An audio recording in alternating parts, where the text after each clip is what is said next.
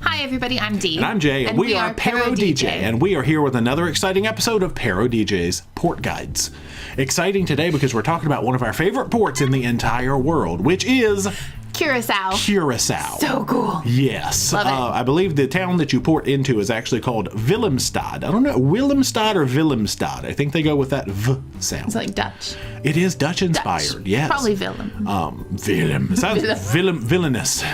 But we'll start off with our first section as usual, which is called Navigating the Port. Mm-hmm. Now, when you reach Curaçao, there's not a lot at the port. You come off the ship, there's a little bridge that you cross, and there are some vendors. We've shopped around those vendors right there in the main area. Mm-hmm. If you turn to the right and you kind of head over, there's another string of vendors and food places. You can hear, I think there was some live music or something out there at one point. And then at the end of that is the exit to the security. You know, you get out into the real world. Yeah.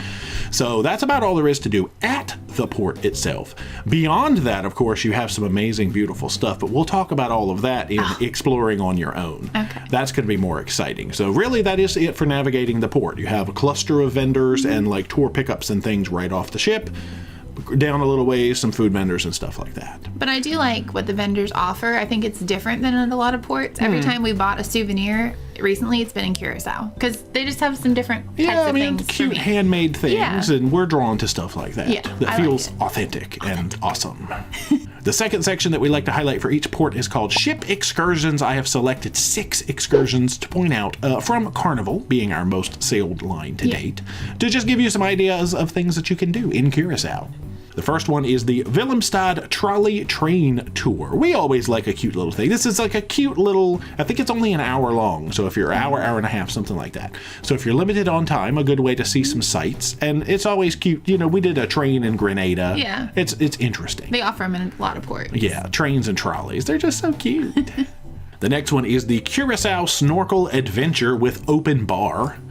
I mean, that sounds up our alley. The open bar is not until after you snorkel, but my understanding is this does include lunch, like hamburgers. It comes with sodas, and then of course after you're done snorkeling, you have open bar. So a little bit of fun for everybody, but a good way, because there's not really an accessible beach from the port, so a good way to get yourself to a beach and do some snorkeling.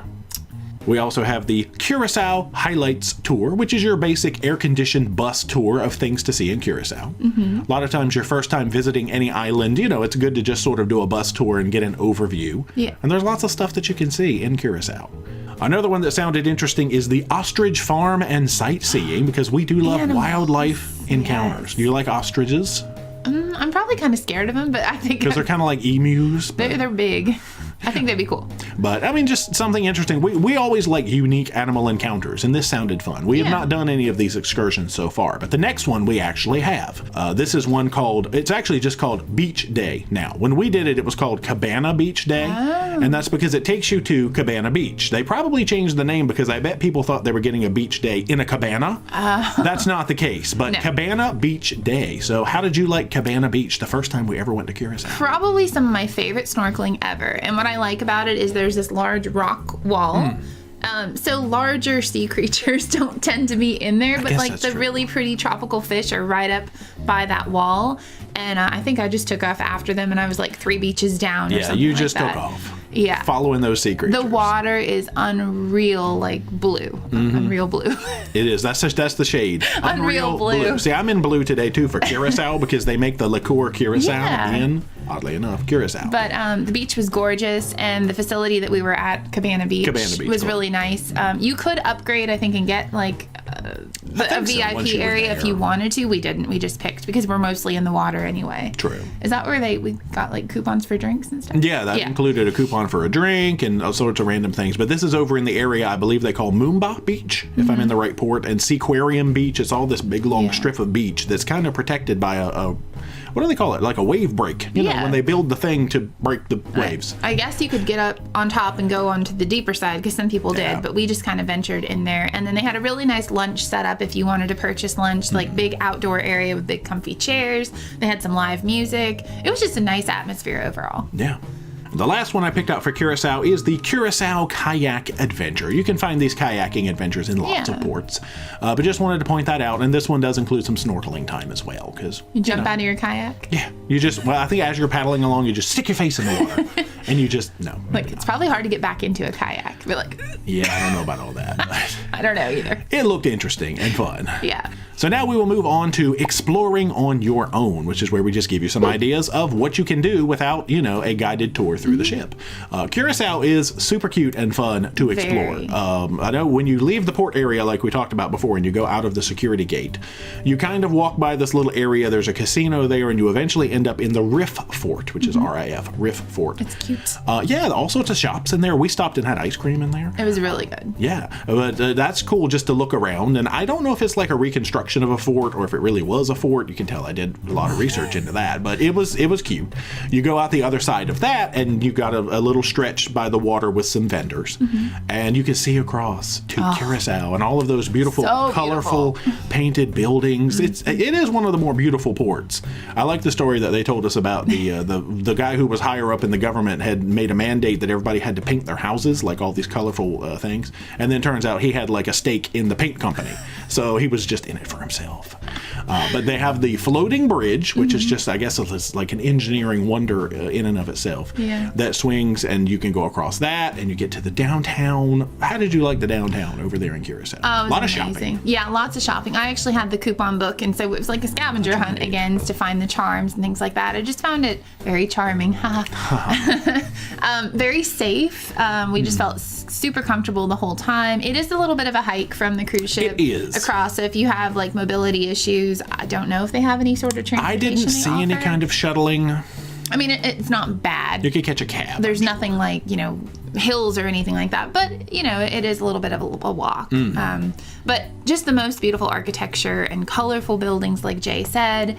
I don't know. I just fell in love with Curaçao. So. Yeah, and I mean, that bridge, and they do swing that bridge from time to time to let the traffic pass. You could get stuck on it. But I guess you could. But if the bridge happens to be open when you go to it, and there's a ferry that can take you across. Right. But it was cool just experiencing that bridge, that floating bridge. Yeah, it moves.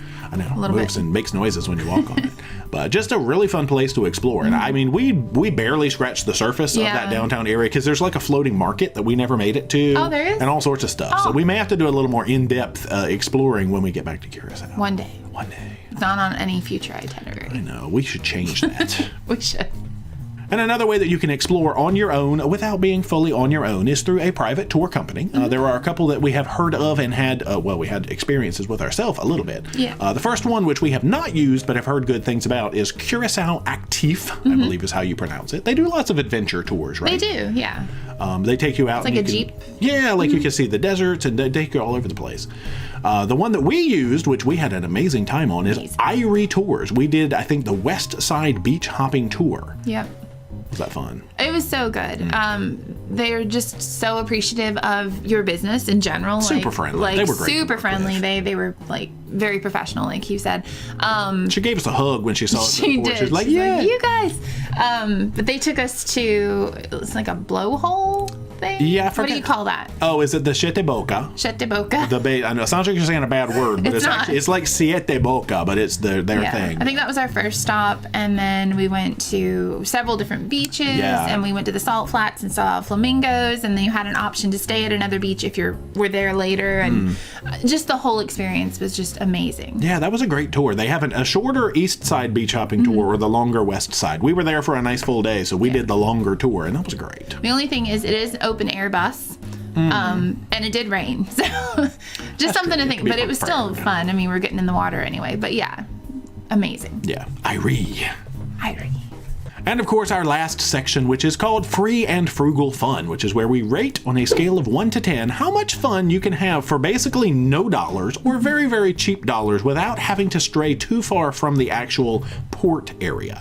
Now, I feel bad because we give some very beautiful ports, or at least I do, some lower scores, but it's because there's not a ton to do without having to walk half a mile, 3/4 of a mile. Curaçao, beautiful to go walk around, but like you said, it is a little bit of a hike. Yeah. So judging Curaçao on what you can do right there at the port without having to stray too far, I'm going to have to rate it kind of like I did San Juan, because like you have to walk to get yourself anywhere. So I'm going to go with a 3 for Curaçao, even though I love Curaçao and it breaks my heart to have a number that low. Well, I'm going to spend some money and get a taxi and go to a beach. So you're going to be, well, so you have to be frugal about it. I am very frugal. I'm just going to like barter with the taxi drivers to take me to a beautiful beach, and then I'm going to go walk around downtown. So I'm giving it like a 6. Okay. All right. Sorry, I cannot rate I it low. feel a little better that you're bringing the rating up, because Curaçao is beautiful, but I do have to limit my my feelings to what's actually at the port. I would give it a 10 if I could. Oh my gosh, yes. If it was an overall how do you love Curaçao, it would be an 11. But anyway, so I'm going to go with my 3. Yeah. You've got a 6. So that I'll gives borrow us, your money. Okay, that gives us a 4.5 for Curaçao, which is not bad. It is beautiful. Go there. Go there. Absolutely, 100%. Do it. Yeah, but that is it for our port guide of Curaçao. So hopefully you did enjoy. If you have any experiences with Curaçao yourself, leave us some comments down below with those. If you know of any local vendors that you love, or any ports that you would like to see us cover in the future, we've got a whole list that we are working through. Or any other beaches that are there. Yeah, true. Because we want to explore everything. Yeah, because I forget that we went to like 3 beaches on that tour. They were all gorgeous. They were. But anyway, if you haven't already, make sure you are subscribed to the channel. Become a Paromaniac today. Socialize all our media, Facebook, Instagram, and Twitter. Yep. And until next time, rock on.